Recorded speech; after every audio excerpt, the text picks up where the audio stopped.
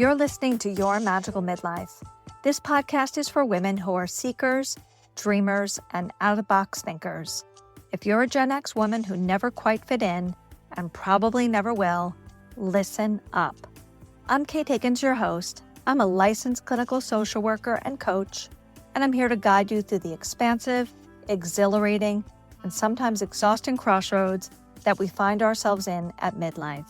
Whether you're a seasoned listener or just joining the adventure, think of this podcast as your hot pink convertible cruising down the highway of change. Together we'll navigate the sometimes baffling backroads of midlife and collect all the cool souvenirs along the way. Get in and buckle up. Our map may have flown out the window miles ago, but that doesn't mean we aren't going to have a blast. Let's hit the road and discover the magic just around the bend.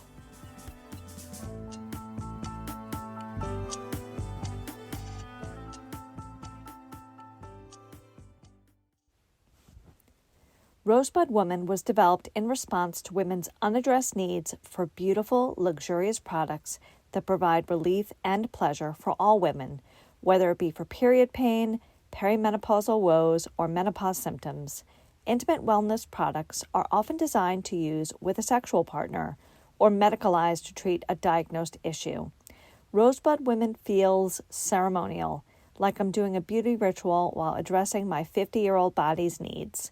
Their everyday honor balm is gynecologist tested and hormone free. It hydrates, conditions, and replenishes intimate skin. It's excellent for pregnancy, perimenopause, menopause, and any other hormonal changes. Use the affiliate link in my show notes for 20% off. You can check out their products at www.rosebudwoman, that's ROSEWOMAN.com. Check out all their beautiful products and use the affiliate code in the show notes. Sometimes you're just stuck. Sometimes you cannot move forward no matter what you do.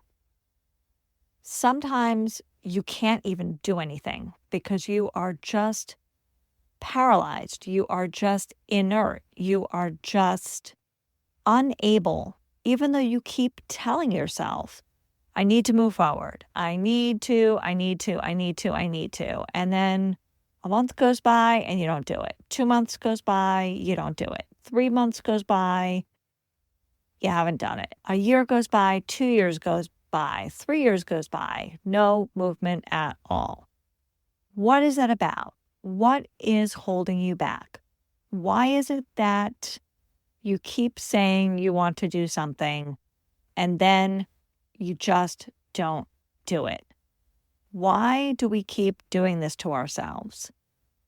I think about this all the time. Lots of other things I keep saying, I'm going to do this and I'm going to do that. And then I find myself just pushing it back and pushing it back and pushing it back. And so I've been examining why I do that. And I'm hoping that you'll listen to this and you will feel some identification. So when you think about whatever it is that you are thinking about doing, whether it's starting your business, burning your whole life to the ground and starting over someplace else, whatever it is, what is it that pops in your head that makes you back off from the ledge? What is it? Is it fear of the unknown? Or is it fear of the known? Fear that you know that other people are going to judge you? Is it fear that it's not going to work out? And I want to share a little secret with you. The people that you picture judging you probably almost never think of you at all. And I'm not saying that in a mean way. I'm not saying that they don't care about you. I'm sure they care about you. I'm sure that they think of you with compassion when you cross their mind, or they think of you with a neutral thought when you cross their mind.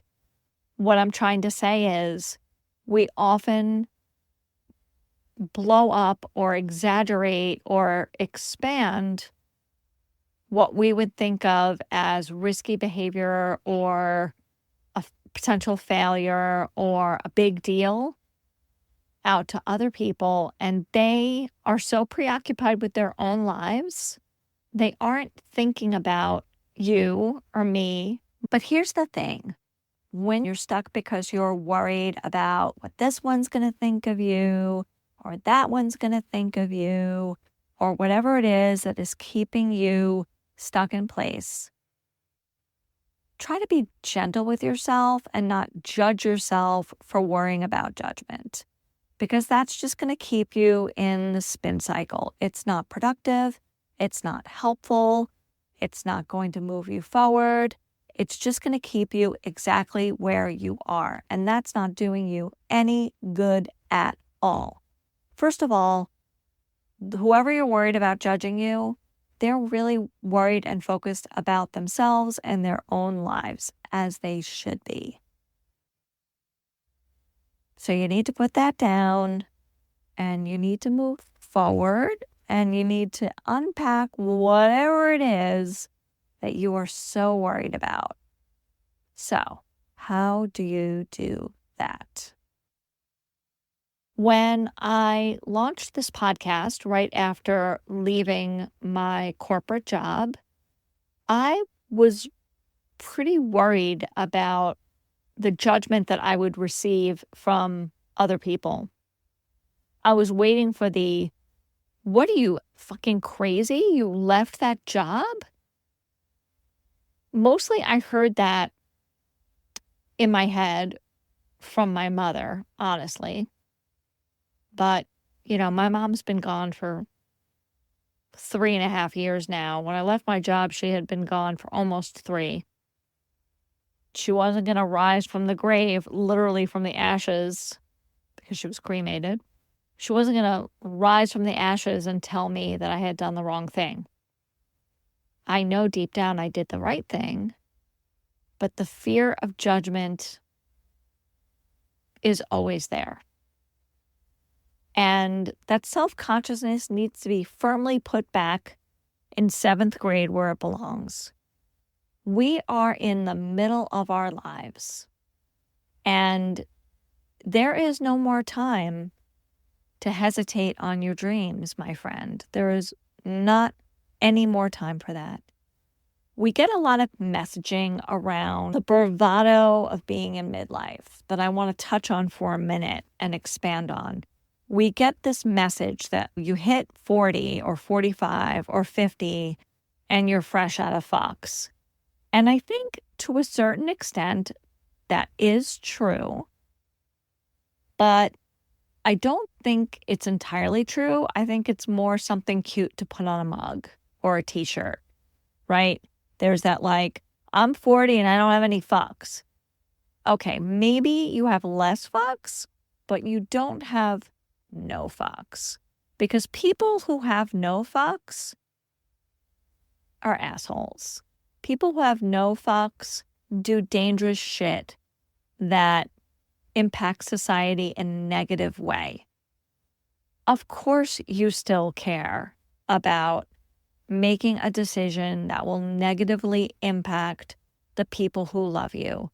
You're not going to quit your job, leave your husband, move away, and leave your kids behind. You're not going to do that unless there's something really, really wrong in your life or you're having some kind of nervous breakdown, which I am confident you are not having.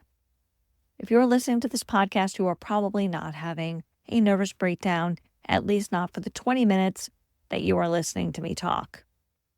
Take a deep breath and think about, how did fear get such a tight grip on you? Have you had such tremendous loss in your life that you feel like you can't move your life forward? If that's the case, then I'm going to make an argument that a therapist might be able to help you with that. That's what therapy is about, and that's what's different between therapy and coaching. If you have a severe trauma history that you have not processed, If you are in an abusive situation, if you have clinical depression that you have not looked at and recovered from, then, my friend, you should be seeing a therapist, somebody with a license. If you are a person with normal relational, job, financial stressors, blah mood about not being sure what the next thing is for you, then a coach can certainly help you with making the priority list, putting the goals in place, helping you figure out the steps, and helping you knock out each thing one by one. That's the key difference between what a therapist can do for you and what a coach can do for you. As somebody who does both, I often work with women who have been in therapy or maybe need therapy, but it's not so obvious, right? And I do some therapy stuff when I coach with people. And when I do therapy in my private practice, I do a ton of coaching. And I use a method called cognitive behavioral therapy, which is a clinical fancy term that kind of encompasses what coaching really is. It's taking whatever your issue is, breaking it into bite-sized chunks, and coming up with realistic goals to address things that are broken down into easy pieces so that it doesn't feel so overwhelming. Because overwhelm is where we freeze. We can't do anything. We can't move forward. We can't think. We can't see our way out of the problem. That's what that tool is for, to break it down into tiny pieces so that you can take that baby step, and then the baby step after that, and the baby step after that, and the baby step after that, until next thing you know, you are on a completely different trajectory. Your problems just become tiny things in your rear view mirror.